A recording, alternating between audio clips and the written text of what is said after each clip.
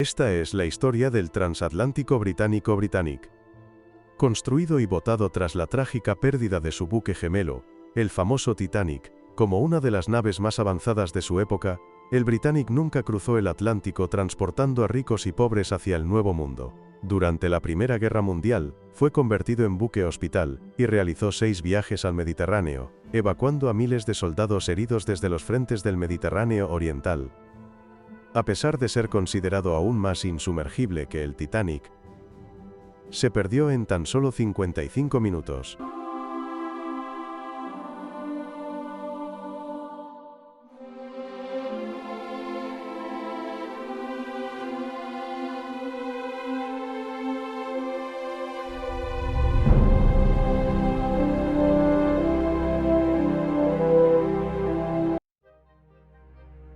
A las 10 de la mañana del 21 de junio de 1911, el flamante vapor de la White Star Line, el RMS Olympic, acababa de atracar en el muelle 59 de Nueva York. Con una eslora superior a los 269 metros y 45.324 toneladas de registro bruto, el Olympic inauguraba una nueva era en los viajes transatlánticos. 4 años antes, la situación había sido muy distinta. Los buques Lusitania y Mauretania de la Cunard acaparaban el reconocimiento como los barcos de pasajeros más grandes y rápidos del mundo. La reputación de la White Star Line por su comodidad y fiabilidad estaba bajo una enorme presión, y si no quería quedar eclipsada, la compañía debía responder. Casi 4 años de trabajo dieron como resultado una transformación masiva del astillero Harland & Wolff en Belfast, que fue ampliado con 2 nuevas gradas gigantes.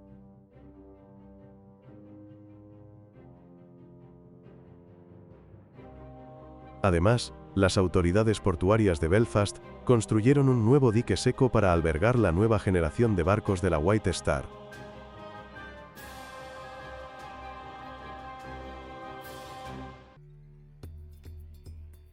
La estrategia original contemplaba la construcción de 2 enormes buques, el Olympic y el Titanic. Estas 2 naves no solo ofrecerían el máximo lujo a los pasajeros del Atlántico Norte, sino que también establecerían un nuevo estándar de servicio para los cientos de miles de emigrantes europeos que viajaban rumbo a América. Aunque no podían igualar la velocidad de los barcos de Cunard, con una velocidad de servicio de 21 nudos, los buques de la clase Olympic eran rápidos y perfectamente capaces de mantener un servicio respetable, cómodo y sobre todo rentable entre Southampton y Nueva York. El telegrama que Bruce Ismay envió ese día a las oficinas apenas ocultaba su entusiasmo por el nuevo buque de la compañía, al describir al Olympic como una maravilla.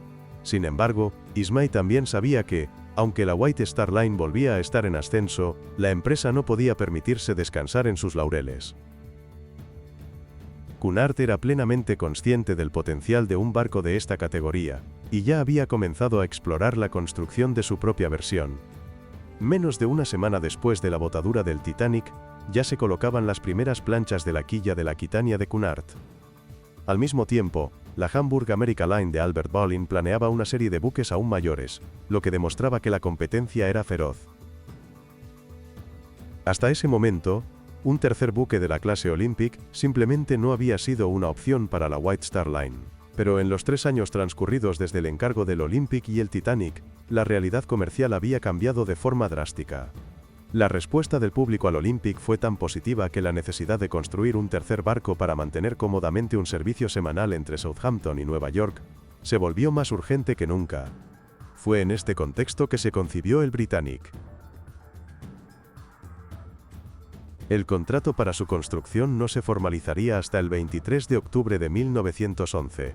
Pero como las 2 grandes gradas de Belfast ya estaban ocupadas, no había necesidad de apresurarse. Mientras tanto, Harland y Wolff pudo comenzar a almacenar materiales y asignar los recursos necesarios. Sin embargo, el 28 de junio de 1911, exactamente una semana después de que el Olympic llegara a Nueva York, se dio la orden oficial de proceder. Incluso antes de que el Olympic regresara a Southampton, Ismay ya contemplaba una serie de mejoras para incorporarlas al Titanic. Las modificaciones más visibles serían un mayor número de camarotes a lo largo del paseo de cubierta B. Otros cambios incluirían un restaurante de primera clase más amplio, un café con veranda y el cierre del paseo delantero de la cubierta A.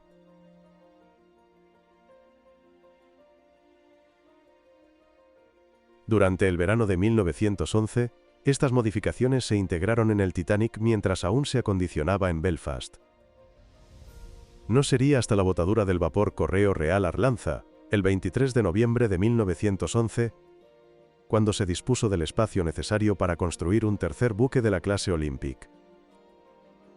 Una semana después, el 30 de noviembre, se colocó finalmente la quilla del casco número 433, el Britannic, en la grada número 2 de Belfast.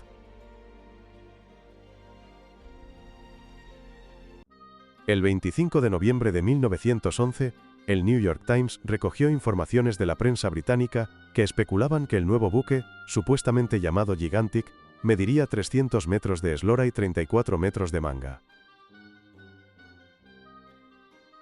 De manera llamativa, se decía que sus instalaciones incluirían un campo de cricket, una cancha de tenis, un campo de golf e incluso un salón de baile. Aunque la White Star Line y el astillero Harland y Wolff siempre lo negaron, algunas fuentes sostienen que el barco iba a llamarse Gigantic.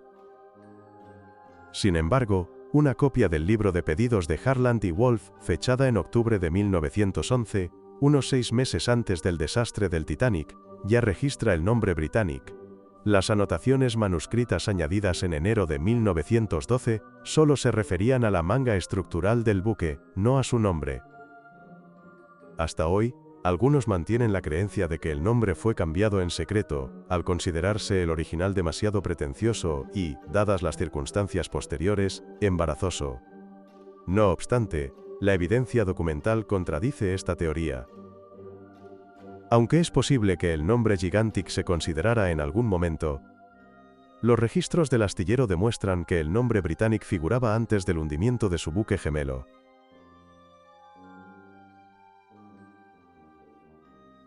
El ritmo inicial de construcción del Britannic fue rápido. Para el 12 de marzo de 1912, el casco ya estaba enmarcado hasta la altura del doble fondo. Sin embargo, entre bastidores comenzaban a surgir ciertos problemas. En enero de 1912, el Olympic había sufrido una travesía atlántica particularmente dura que puso de manifiesto deficiencias en varias de sus juntas remachadas. Cuando el buque entró en dique seco a comienzos de marzo para reemplazar una pala de la hélice, se aprovechó la ocasión para reforzar dichas uniones.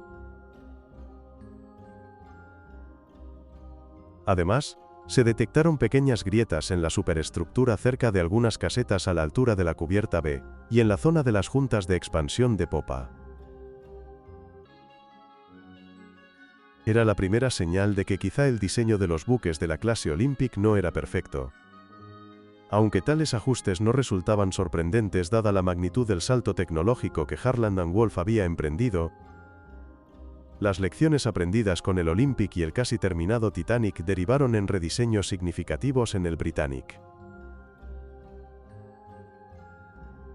Ya en enero de 1912, la flexión observada en el casco del Olympic y la fatiga que ésta provocaba en la estructura superior generó suficiente preocupación como para que los registros de ingeniería del Britannic incluyeran una modificación importante: aumentar la manga del buque en aproximadamente 45 centímetros. Posteriormente, se introduciría otra modificación en la superestructura del Britannic, incorporando 3 juntas de expansión en lugar de las 2 presentes en el Olympic y el Titanic, con el fin de distribuir mejor las tensiones estructurales. En abril de 1912, el casco número 433 aún se estaba ensamblando. Manos humanas trabajaban sin descanso, pero de pronto, las herramientas se detuvieron. Llegaron noticias estremecedoras. El Titanic se había hundido.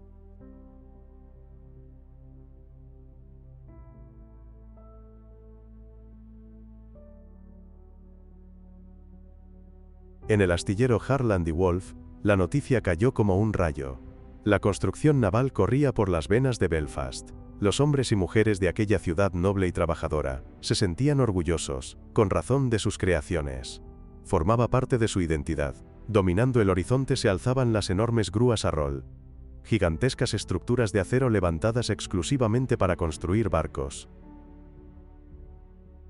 Cuando se supo que el Titanic se había hundido en su viaje inaugural, el centro del duelo se concentró en Southampton, Inglaterra, de donde procedía gran parte de la tripulación, pero en Belfast, donde el barco había sido construido y donde se esperaba que atracara regularmente para su mantenimiento, también se extendió una profunda sombra de desesperación. 10 miembros del astillero habían embarcado en el Titanic como parte del llamado Grupo de Garantía, encargado de supervisar el correcto funcionamiento del buque. Ninguno sobrevivió. Entre ellos se encontraba Thomas Andrews, director gerente de Harland y Wolff y principal diseñador del Titanic. Las iglesias se llenaron de dolientes. Muchos recuerdan haber visto a sus padres llorar abiertamente por primera y única vez. Y allí, en la grada, permanecía incompleto el casco del buque 433. Cuando los 712 supervivientes desembarcaron en Nueva York, el mundo ya exigía respuestas. Y las autoridades estadounidenses no perdieron tiempo.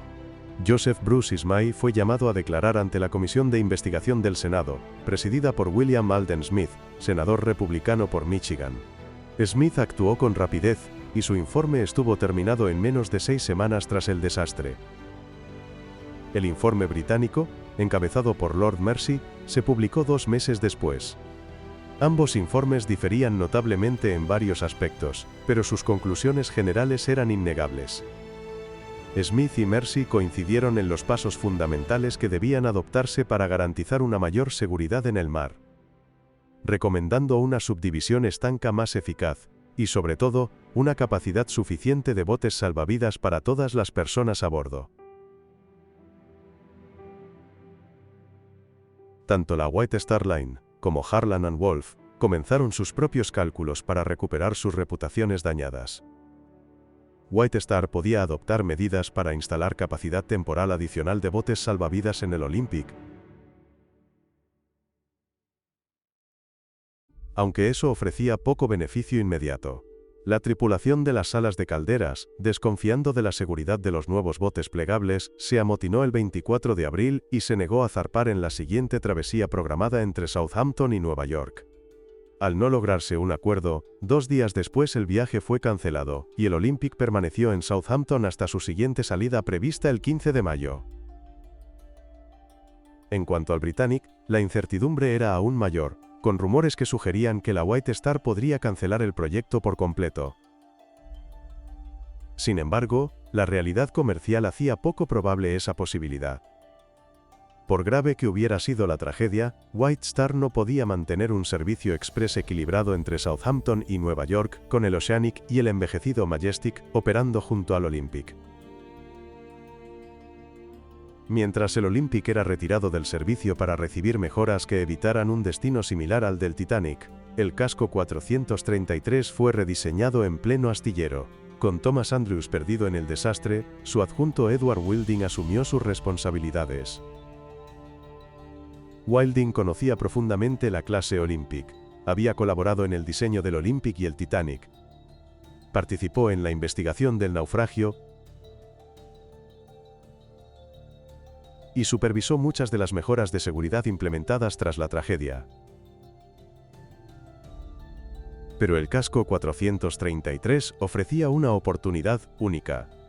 Al estar aún sin terminar, permitía realizar cambios estructurales profundos desde la base. Wilding y su equipo se pusieron manos a la obra. Su objetivo era aprender de las duras lecciones del Titanic y reafirmar a Belfast como líder mundial en construcción naval. Bajo su supervisión, esperaban que el casco 433 se convirtiera en el barco más seguro jamás construido. El primer paso fue añadir protección adicional mediante un doble casco. Esta capa interna de acero recorría el interior del buque, de modo que cualquier perforación del casco exterior inundaría solo el espacio intermedio estanco. De haber contado el Titanic con esta innovación, probablemente habría sobrevivido al impacto con el iceberg. Sin embargo, esta mejora planteaba nuevos desafíos de ingeniería. El doble casco reducía el espacio disponible en los compartimentos de maquinaria. Las calderas, dispuestas en filas a lo ancho del barco, ya no cabían, por lo que fue necesario aumentar la manga del buque de unos 28 metros a casi 29. Este cambio generó un nuevo problema. Mantener una velocidad superior a 20 nudos, esencial para el servicio regular. Al ensanchar el casco, aumentaba la resistencia al avance y el volumen total del barco. La forma del barco cambió, aumentando la resistencia al avance, y el buque sería simplemente más grande. Para compensarlo, se amplió la turbina central, responsable de la hélice del medio, elevando su potencia de 16.000 a 18.000 caballos. El resultado accidental fue histórico. La turbina de baja presión creada para el casco 433 se convirtió, y sigue siendo, la más grande jamás instalada en un transatlántico. A medida que avanzaba la construcción, Wilding y su equipo introdujeron más mejoras. En el Titanic, los mamparos estancos no superaban la cubierta D, lo que contribuyó decisivamente a su hundimiento. En el Britannic, muchos de estos mamparos se elevaron hasta la cubierta B, prácticamente la parte superior del casco. Esta redistribución permitía que el buque permaneciera a flote incluso con 6 compartimentos inundados, una mejora significativa respecto a su predecesor. A medida que 1912 dio paso a 1913, el Britannic fue creciendo de forma constante en la grada. Para el 20 de septiembre de 1913, el casco estaba completamente revestido. Aunque estructuralmente el buque difería de manera significativa del diseño original, gran parte de la disposición interna de trabajo sería prácticamente idéntica a la del Olympic y el Titanic. Las 6 salas de calderas seguían albergando 24 calderas de doble extremo y 5 de extremo simple, con un total de 159 hornos. La única diferencia real era que, en el Britannic, las calderas de doble extremo eran unos 30 centímetros más largas. La disposición de la sala de máquinas también era casi idéntica, con 2 motores alternativos de 4 cilindros y triple expansión invertida que descargaban en una turbina de baja presión.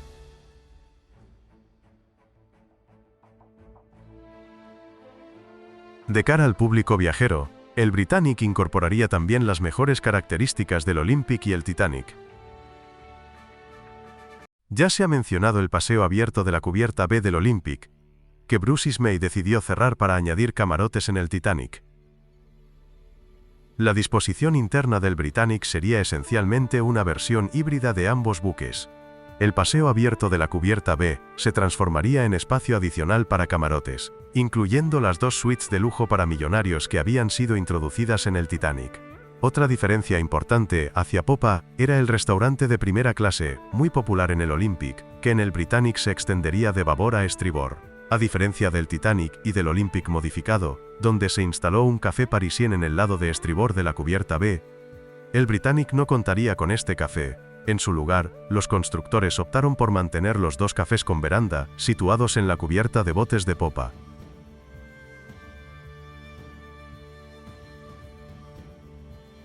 Al igual que en el Titanic, el paseo delantero de la cubierta A del Britannic estaría cerrado con ventanas corredizas. Otras modificaciones internas incluían una sala de juegos infantil en la cubierta de botes de babor, un salón de peluquería para señoras junto a la barbería de caballeros en la cubierta B, un ascensor adicional de primera clase en la zona central del buque, e incluso un órgano en la escalinata principal de primera clase.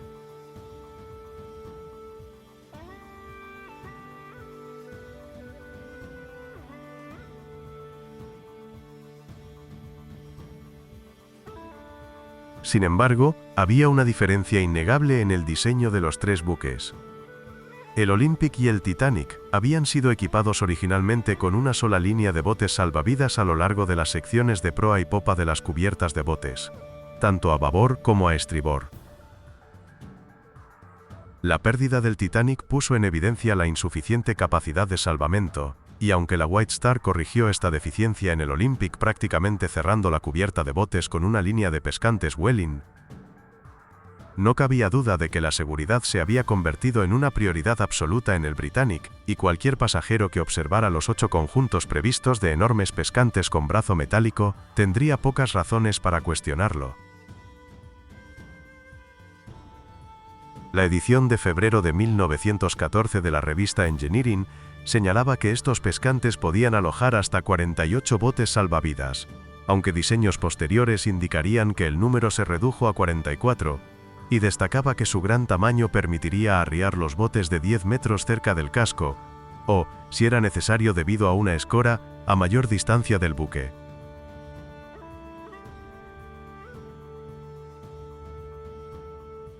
La disposición escalonada de los botes en niveles, ubicados estratégicamente en la cubierta, también permitía que los pasajeros ocuparan sus puestos con relativa seguridad antes de que los pescantes elevaran las embarcaciones completamente cargadas por encima de la borda. Además, 2 de los botes estarían equipados con motores propios y sistemas inalámbricos.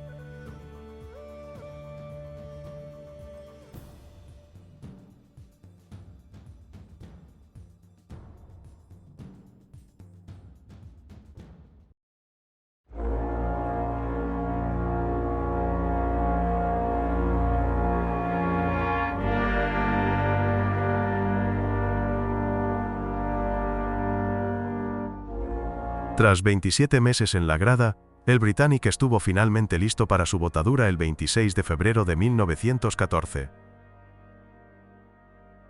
Esto supuso solo un mes más de lo que había tardado el Titanic en alcanzar esa misma etapa.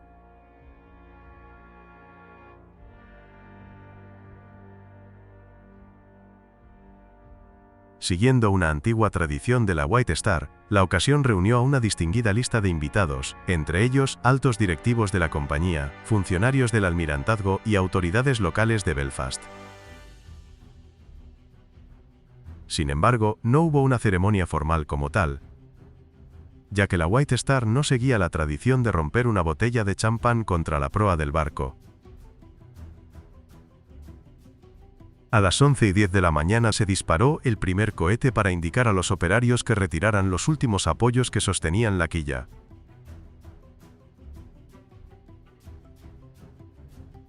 El cohete también advertía a las embarcaciones del río que se mantuvieran alejadas. Cuando se lanzó un segundo cohete a las 11:15 de la mañana, se liberaron los mecanismos de sujeción, y sin necesidad de asistencia hidráulica, el casco gris del Britannic comenzó a deslizarse por la grada.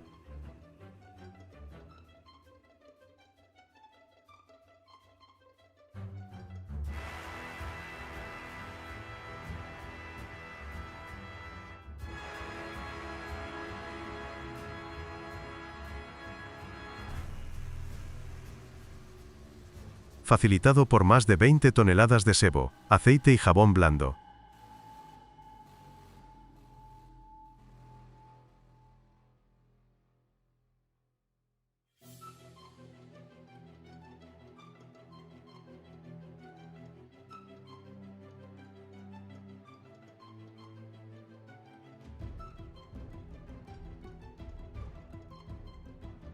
«81 segundos después, habiendo alcanzado una velocidad de 9 nudos y medio, el Britannic flotaba ya en el agua.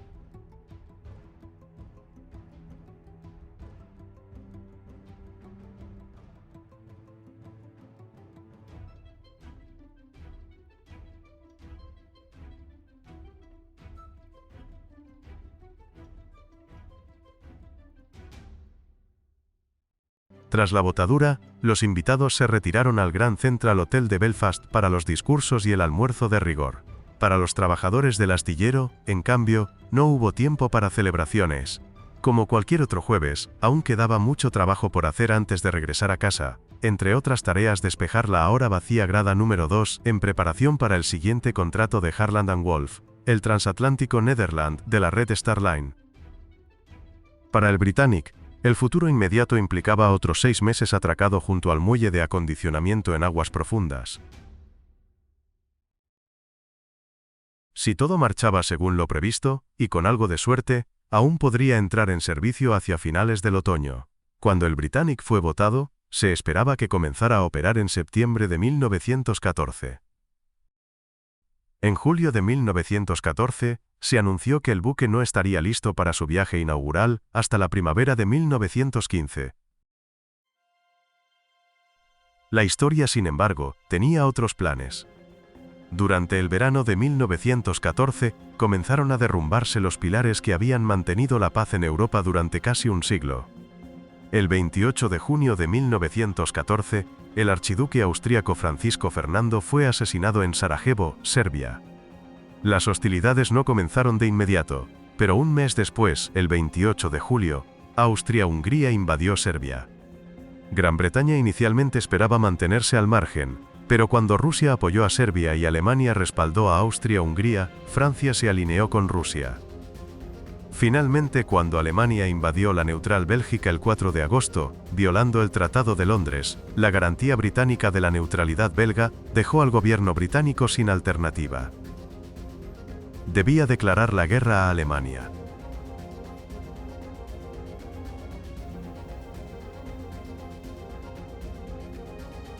El impacto del conflicto también se sintió en Belfast. Harland & Wolff no era un astillero dedicado a la construcción de buques de guerra, y con la mayoría de las materias primas desviadas hacia astilleros con contratos del almirantazgo, no quedó más opción que ralentizar los trabajos en numerosos proyectos civiles. Aún así, para septiembre de 1914, el avance del Britannic permitía trasladarlo al dique seco Thompson para instalar sus hélices. El Britannic no era considerado una prioridad. Había poca demanda para un barco de su tamaño.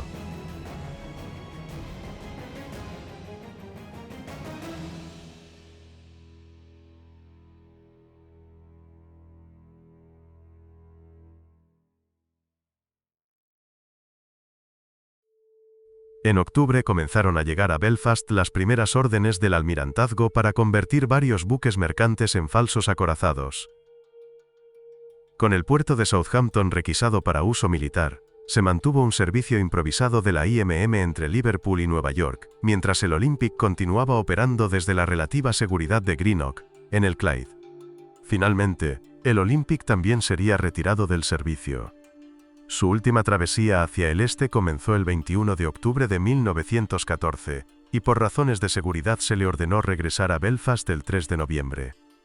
Durante los 10 meses siguientes, el Olympic y el Britannic permanecieron amarrados en Belfast, aparentemente olvidados, aunque nunca del todo fuera de consideración. La realidad era que el almirantazgo no tenía gran interés en emplear estos grandes transatlánticos, su profundo calado, el enorme consumo de carbón y la gran tripulación necesaria para operarlos, los hacían poco adecuados para las exigencias militares. La invasión aliada de Gallipoli en abril de 1915 lo cambió todo. La repentina necesidad de transportar grandes contingentes de tropas al Mediterráneo hizo que los grandes buques ya no pudieran ser ignorados. Estas naves eran ideales para mover enormes cantidades de soldados,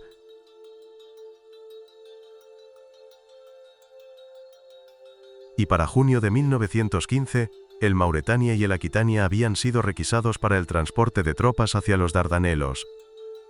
El elevado número de bajas también significó que, en apenas 3 meses, ambos buques fueron convertidos en barcos hospital. Como consecuencia, el Olympic fue igualmente requisado como transporte de tropas el 1 de septiembre. Ante la presión constante en el Mediterráneo, el 13 de noviembre de 1915 el Ministerio de Guerra aceptó lo inevitable, y se notificó oficialmente a Belfast que el Britannic era requerido con urgencia para prestar servicio como buque hospital.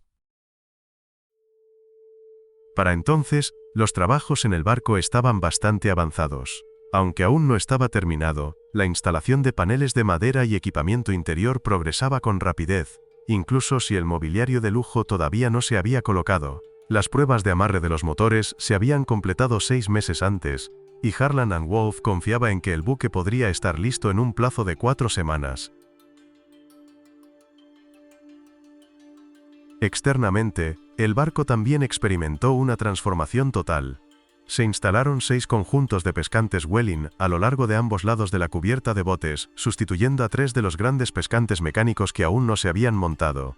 Para completar el cambio, los equipos de pintura transformaron por completo el exterior, aplicando los colores internacionalmente reconocidos de un buque hospital: casco blanco con una franja verde a lo largo del costado, interrumpida por 3 cruces rojas. Además, para garantizar la seguridad nocturna, se colocó una línea de luces verdes bajo la cubierta del paseo, mientras que 2 cruces rojas eléctricas se instalaron a cada lado de la cubierta de botes. En diciembre de 1915, el almirantazgo informó oficialmente a las autoridades alemanas del estatus del Britannic como buque hospital militar. El día 8, el barco zarpó finalmente hacia Belfast Lough y el mar de Irlanda para completar sus pruebas de mar, y fue entregado oficialmente ese mismo día.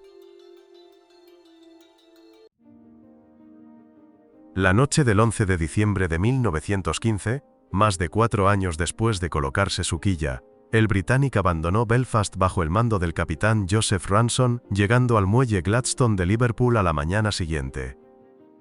La elección original de la White Star Line para comandar el Britannic había sido el capitán Herbert James Haddock, quien había estado al mando del Olympic antes de la guerra, y se había distinguido en el intento de rescate del HMS Audacious. Sin embargo, el almirantazgo consideró que Haddock era más valioso coordinando en Belfast la conversión de buques mercantes en falsos acorazados, por lo que se mostró reacio a liberarlo de sus funciones. Así, el 14 de diciembre, el capitán Charles Alfred Bartlett relevó oficialmente a Ranson como comandante del Britannic.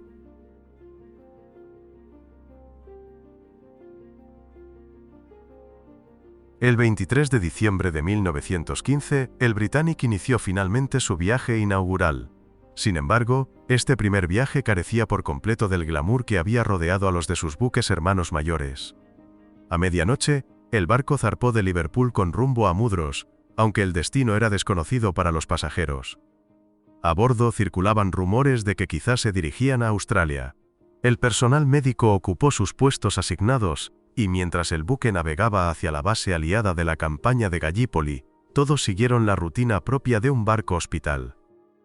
Las áreas médicas debían desinfectarse, y las 3.309 camas prepararse para recibir a los heridos.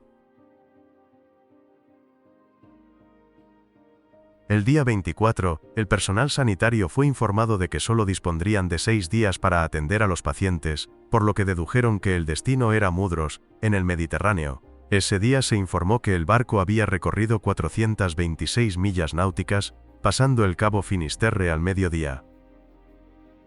El día de Navidad, 25 de diciembre, se celebró un servicio religioso a las 11 de la mañana. Entre el mediodía del día 24 y el del 25, el Britannic recorrió 443 millas. A las 2 de la tarde se avistó el cabo San Vicente. Al día siguiente, 26 de diciembre, el Britannic pasó Gibraltar a la 1:30 de la madrugada y avistó la costa española, el cabo de Gata, a las 10 de la mañana. Ese mismo día se realizó un simulacro de botes salvavidas a las 11:30 de la mañana. El recorrido hasta el mediodía fue de 455 millas. El día 27, el buque pasó cerca de Cerdeña tras recorrer 416 millas. Por la noche se celebró un concierto. Para romper la monotonía del viaje, estos conciertos eran habituales a bordo y ayudaban a mantener la moral. El 28 de diciembre, el barco entró en la bahía de Nápoles a las 8:30 de la mañana para reabastecerse de carbón y agua suficientes para el viaje de regreso sin escalas a Southampton. El día 30, el Britannic atravesó el estrecho de Messina de madrugada, pasando cerca del volcán Stromboli alrededor de las 5 de la mañana a una velocidad de 20 nudos. Finalmente, el Britannic llegó a Mudros el 31 de diciembre, el último día de 1915.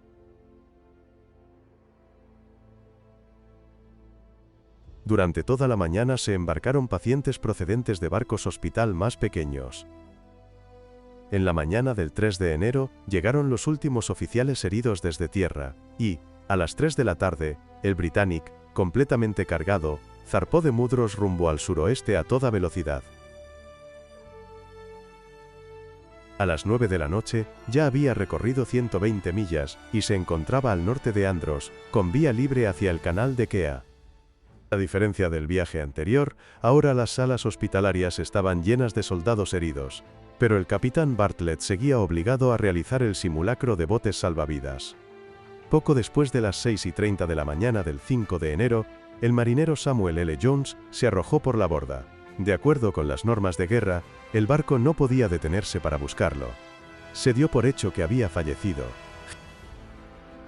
Gibraltar fue superado a las 10 de la noche del día siguiente, y ya en el Atlántico, el Britannic recorrió 506 millas en las 24 horas hasta el mediodía del 7 de enero. Un día después, tras otras 512 millas, el buque se encontraba frente al Cabo Finisterre, y en la noche del 8 de enero, había cruzado el Golfo de Vizcaya acercándose a la isla francesa de Ushant.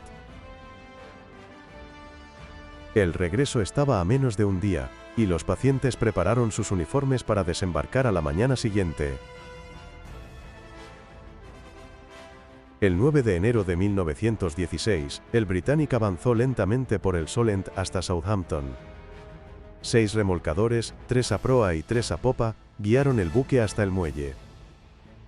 Pero no fue hasta las 3 de la tarde cuando comenzaron a desembarcar los primeros de los 4.200 heridos. Un proceso que se prolongó unas 8 horas. Tras solo 11 días en puerto, el Britannic partió de nuevo hacia el Mediterráneo. Para las enfermeras, esto significaba preparar nuevamente cientos de camas, tarea que la supervisora esperaba completar antes de llegar a Nápoles. En su segundo viaje, el Britannic llegó a Nápoles a las 7 de la mañana del 25 de enero, donde cargó 2.510 toneladas de carbón y 1.500 toneladas de agua dulce. El plan era zarpar al amanecer para llegar a Mudros al amanecer del día 28. Pero esa noche llegó un telegrama desde El Cairo ordenando al capitán Bartlett permanecer en Nápoles para recibir heridos del barco hospital Grand Tully Castle, redirigido hacia allí.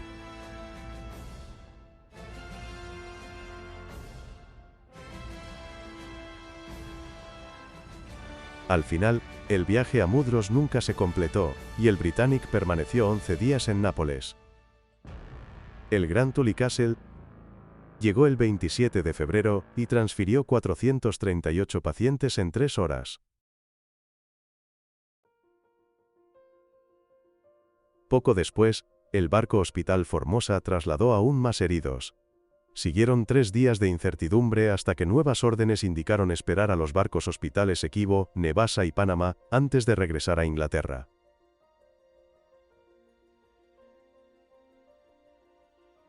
El Essequibo llegó el 1 de febrero con 594 heridos.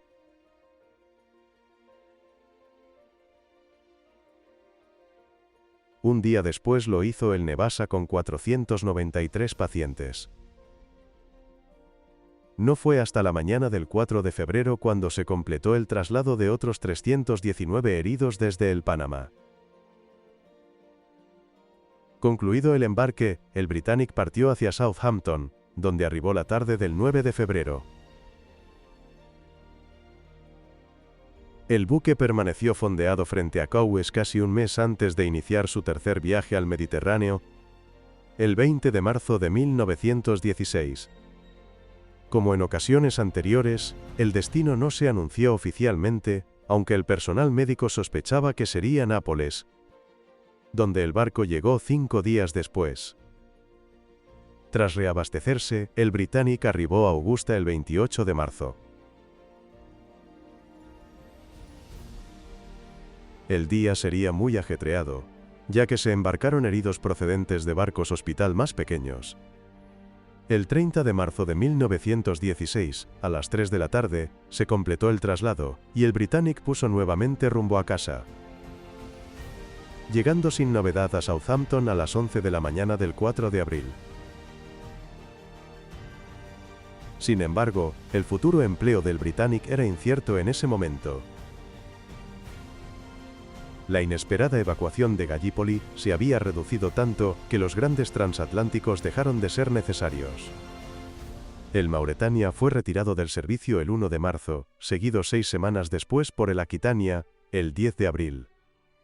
En la tarde del 11 de abril, el Britannic abandonó una vez más el muelle de White Star y fondeó frente a Cowes, a la espera de que la división de transportes decidiera el destino del último gran barco hospital. 2 semanas después, el Britannic fue oficialmente liberado del servicio gubernamental, tras apenas 5 meses de actividad y solo 3 viajes completados. Posteriormente regresó a Belfast el 17 de mayo de 1916 para su conversión en buque de pasajeros. Pero esta situación cambiaría en agosto de 1916, cuando la White Star Line fue informada de que el Britannic volvía a ser requerido por el gobierno. A las 5:40 de la madrugada de la tarde del 24 de septiembre, el Britannic partió nuevamente hacia Mudros, vía Nápoles, llegando a su destino el 3 de octubre. Tras 2 días, se completó el embarque de heridos y el buque zarpó rumbo a Southampton en un viaje sin incidentes. El 17 de octubre de 1916, el RAMC, Cuerpo Médico del Ejército Real, solicitó autorización para utilizar el Britannic en el transporte de personal médico y suministros. El almirantazgo aprobó la petición. Aunque transportar material médico no se consideraba ilegal para un barco hospital, las posteriores observaciones de estas actividades generarían problemas en los meses siguientes. El Britannic partió con unos 483 miembros adicionales del personal médico y numerosas toneladas de suministros con destino a Egipto, Malta, Salónica, la India y Mesopotamia. El buque llegó a Mudros a las 8 de la mañana del 28 de octubre, y durante los 2 días siguientes, embarcó 3.022 heridos procedentes de otros barcos hospital. El 30 de noviembre, el Britannic zarpó de Mudros y llegó a Southampton el 6 de noviembre. La última escala del Britannic en Southampton duró menos de una semana. Con el Aquitania en reparaciones y las autoridades médicas de Mudros solicitando urgentemente otro gran barco hospital para evacuar más heridos, el Britannic partió de Southampton en la tarde del 12 de noviembre. Según el informe oficial del capitán Bartlett, el buque transportaba 1.065 personas, 673 tripulantes, 315 miembros del RAMC y 77 enfermeras. Sería su sexto viaje al Mediterráneo. El Britannic pasó Gibraltar alrededor de la medianoche del día 15, y llegó a Nápoles en la mañana del 17 para su habitual parada de reabastecimiento de carbón y agua, completando así la primera etapa de su misión. El Britannic estaba listo para hacerse a la mar esa misma tarde, pero cuando se levantó una fuerte tormenta, el capitán Bartlett decidió permanecer en puerto. Para la tarde del domingo 19 de noviembre, el tiempo mejoró lo suficiente como para que Bartlett aprovechara la oportunidad de zarpar. El mar volvió a agitarse justo cuando el Britannic abandonaba el puerto, pero a la mañana siguiente la tormenta amainó, y el buque atravesó el estrecho de Mesina sin problemas. Mientras el barco avanzaba hacia el este rumbo al mar Egeo, se revela uno de los grandes giros del destino en su historia. El Britannic había llegado por última vez a Mudros el 28 de octubre, el mismo día en que el submarino alemán sembrador de minas U-73 operaba en el Golfo de Atenas. A las pocas horas de que el Britannic cruzara ese día el canal de Kea, el U-73 había colocado 2 barreras de minas, cada una compuesta por 6 artefactos, en el lado de Kea del estrecho.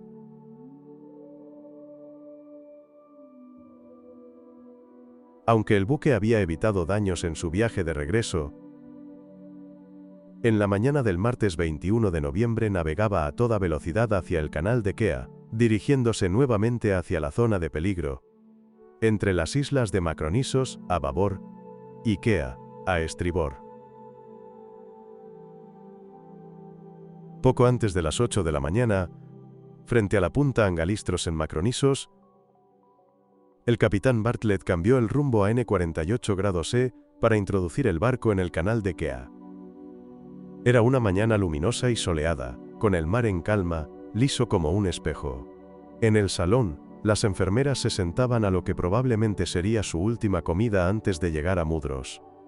La camarera Violet Jessop, quien había sobrevivido al hundimiento del Titanic, y también estaba a bordo del Olympic durante su colisión con el HMS Hawk, preparaba una bandeja de desayuno para una enfermera enferma en su camarote. En apariencia todo era normal, hasta que a las 8:12 de la mañana el silencio fue destrozado por una fuerte explosión.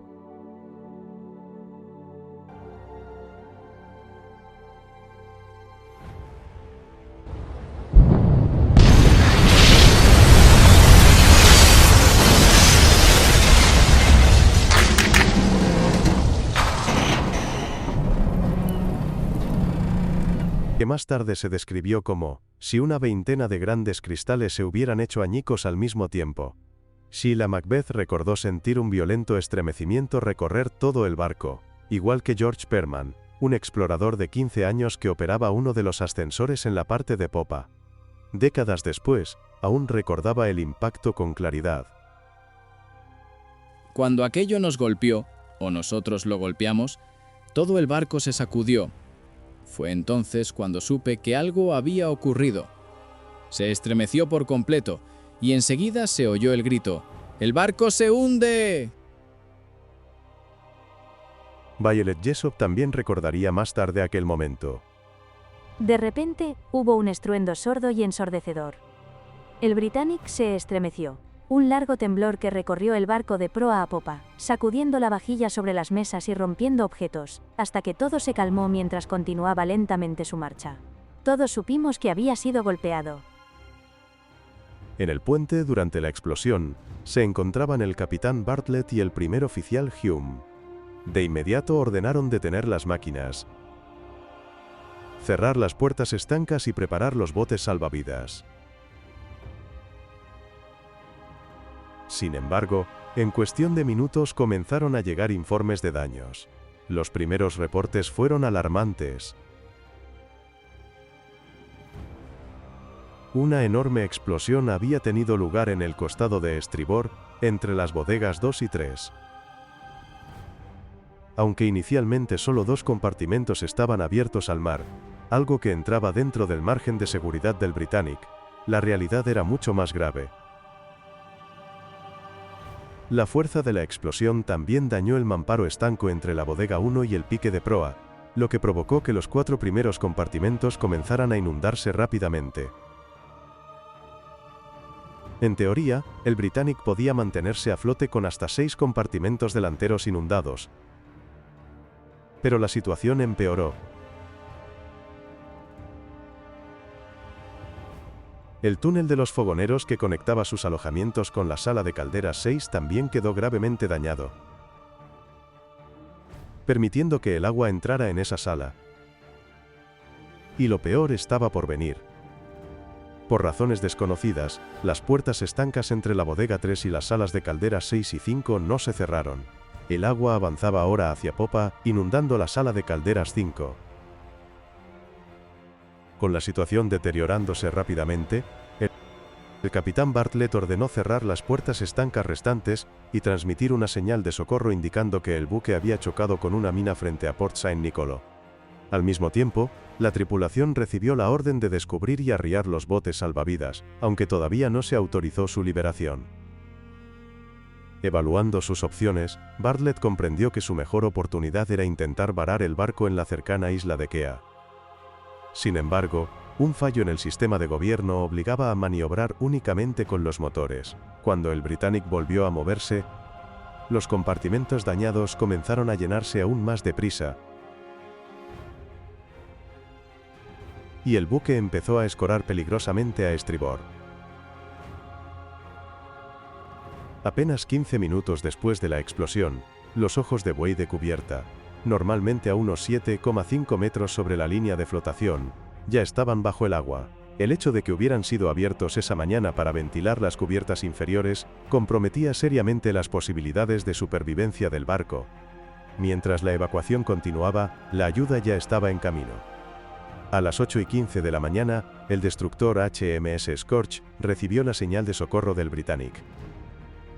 Ordenando a los remolcadores franceses Goliath y Polyphemus que lo siguieran, el buque, bajo el mando del teniente Henry Tupper, puso rumbo inmediato al canal de Kea. Con la ayuda acercándose rápidamente, la evacuación a bordo continuó. El capitán Harry Dyke, segundo al mando del Britannic, organizaba el arriado de los botes desde los pescantes de popa en la cubierta de estribor, y como dictaba la costumbre, las enfermeras fueron colocadas al frente de la fila. Las enfermeras fueron agrupadas y contadas en los botes salvavidas por la jefa de enfermería, Ea Dawes, quien supervisaba su evacuación. Mientras tanto, el comandante adjunto Harry William Dyke coordinaba el descenso de los botes desde los pescantes de popa, cuando detectó a un grupo de fogoneros que había tomado un bote desde la cubierta de popa sin autorización y sin llenarlo a su capacidad máxima. Dyke les ordenó recoger a varios hombres que ya se habían lanzado al agua. La evacuación parecía desarrollarse según lo previsto, pero inevitablemente el día quedaría marcado por la tragedia. Según el quinto oficial Gordon Fielding, alrededor de las 8:30 de la mañana, 2 botes del costado de babor fueron arriados sin autorización del tercer oficial Francis Laws, y, debido al impulso hacia adelante del buque, no pudieron alejarse. El relato de Violet Jessop difiere ligeramente. Ella recordaba que, cuando llegó a la cubierta de botes, le dijeron que las enfermeras ya habían partido, y pudo ver cómo esos botes se alejaban lentamente del barco, a pesar de que el Britannic seguía avanzando. Las consecuencias, sin embargo, fueron trágicamente similares. 2 botes no lograron despejar el costado del buque y derivaron hacia popa, acercándose a la hélice de babor del Britannic, que en ese momento giraba parcialmente fuera del agua. Sentada en el bote número 4, Violet recordaría más tarde: todos y cada uno de los hombres de los botes que nos rodeaban se lanzaron de golpe al mar. Vi las enormes hélices del Britannic girando, triturando todo lo que tenían cerca. Aunque Violet nunca había aprendido a nadar, comprendió de inmediato que debía saltar al agua o enfrentarse al mismo destino. A pesar de su miedo de toda la vida a ahogarse, se lanzó por la borda. El peso de su abrigo la arrastró inicialmente hacia el fondo. Luego sintió que ascendía, hasta quedar atrapada bajo uno de los botes, que le impedía salir a la superficie. De repente, sintió un golpe terrible cuando algo sólido impactó contra la parte posterior de su cabeza. Instintivamente, extendió la mano buscando algo a lo que aferrarse. Tras lo que pareció una eternidad, aunque en realidad fueron solo segundos, Violet logró salir de nuevo a la superficie. Sujetándose de un chaleco salvavidas suelto, consiguió abrir los ojos y se encontró con la espantosa visión de un camillero con la cabeza abierta y la sangre deslizándose sobre su uniforme. A su alrededor solo veía cuerpos sin vida, miembros cercenados y grandes fragmentos de restos flotando.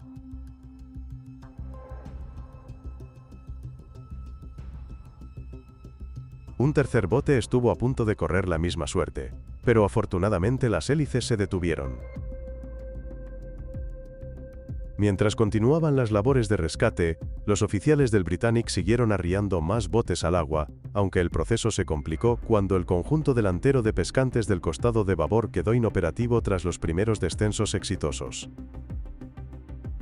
Concentrándose en los pescantes de popa, el quinto oficial Fielding logró arriar otros 3 botes, uno de ellos al mando del primer oficial George Oliver, a quien el capitán Bartlett había ordenado coordinar el rescate de los numerosos náufragos en el agua. Hacia las 8:45 de la mañana, la creciente escora a estribor hizo imposible seguir utilizando los pescantes de babor, momento en el que las tripulaciones comenzaron a lanzar sillas de cubierta y balsas salvavidas a los supervivientes que nadaban debajo. Aún así, el capitán Bartlett advirtió que el barco ya no se hundía tan rápido como antes, y aprovechando ese inesperado respiro, ordenó a las 8:45 de la mañana reactivar las máquinas en un último intento por alcanzar tierra. El Britannic volvió a avanzar lentamente, pero con las hélices girando ya por encima de la superficie, el progreso era ineficiente y lento.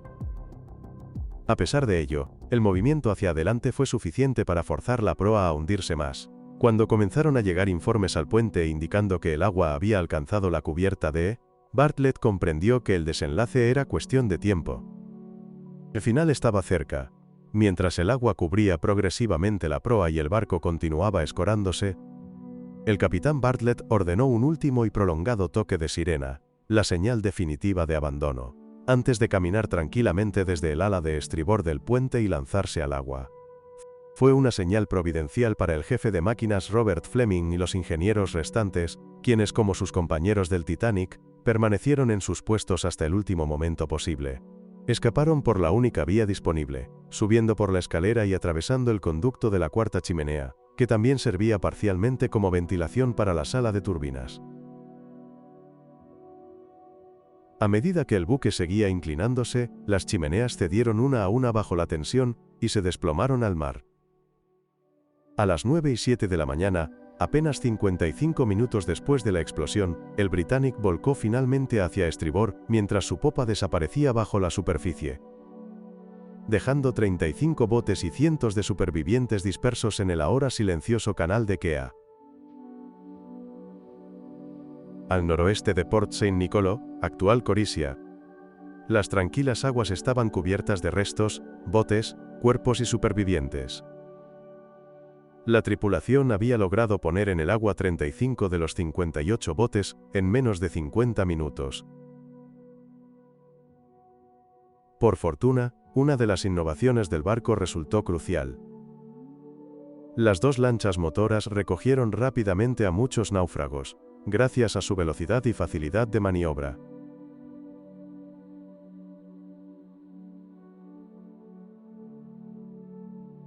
Los primeros en llegar fueron pescadores griegos de Kea en sus pequeñas embarcaciones, quienes rescataron a numerosos hombres del agua.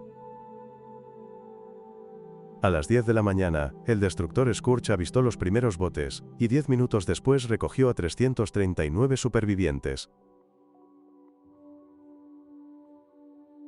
Unos 150 lograron llegar a Port St. Nicolo, donde médicos y enfermeras supervivientes del Britannic improvisaban curas para los heridos graves, usando delantales y fragmentos de chalecos salvavidas.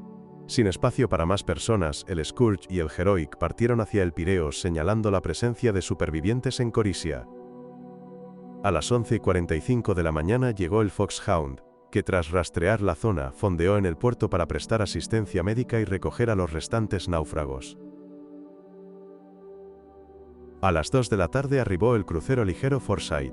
El Foxhound zarpó hacia el Pireo a las 2:15 de la tarde, mientras el Foresight permaneció para organizar en Kea el entierro del sargento W. Sharp, fallecido por sus heridas. En total, se salvaron 1035 personas. Las víctimas mortales fueron 30 hombres, 21 tripulantes y 9 del RAMC, y hubo 38 heridos. 2 hombres fallecieron posteriormente en el Heroic, y uno en el remolcador francés, Goliath.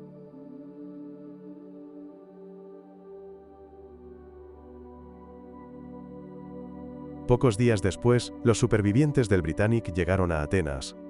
Las enfermeras y el personal médico se alojaron en distintos hoteles de Falero. El Hotel Actaeon acogió a 80 enfermeras, aunque inicialmente esperaba solo 18. El personal médico y los heridos permanecieron en Atenas hasta el 27 de noviembre.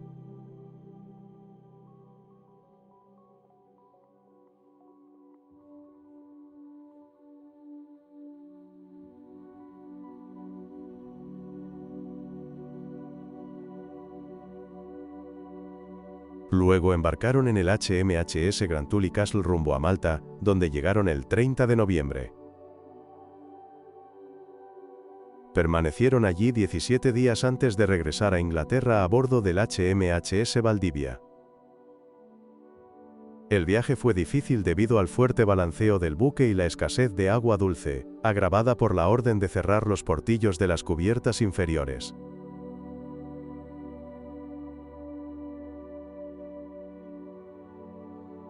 Finalmente, el barco hospital atracó en Southampton el 26 de diciembre. Este fue el capítulo final en la historia del tercer transatlántico de la clase Olympic.